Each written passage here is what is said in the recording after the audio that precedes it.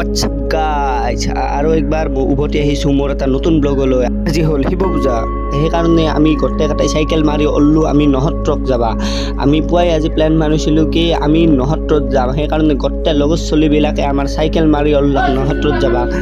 বঢ়িয়া বঢ়িয়া ভিউবিলাক চাই আমি নহত্ৰক যাই আছোঁ চাইকেল মাৰি মাৰি, আৰু ৰাস্তাতে যেন ভোক নালাগে সেইকাৰণে আমি কিবা লগতে লৈও ল'লোঁ আৰু খায়ে সেনেকৈ আমি যাই পালোঁ নহত্ৰত। আৰু নহত্ৰত যায়ে আমি গেটেদি প্ৰথমতে সোমাই ইয়াতে চেণ্ডেলবিলাক থৈ মেথক আমি ভিতৰলৈ সোমাই গ'লোঁ।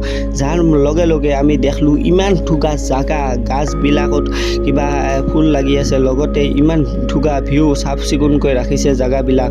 আমিও এনেকৈ গোটেই ভিউবিলাক চালোঁ, ইমান ধুকা জাগা। আৰু ইয়াতে চাবলৈ বহুত বস্তু আছে যেনেকৈ ময়ূৰ, শহাপহু, টাৰ্কি মুৰ্গী ইত্যাদি।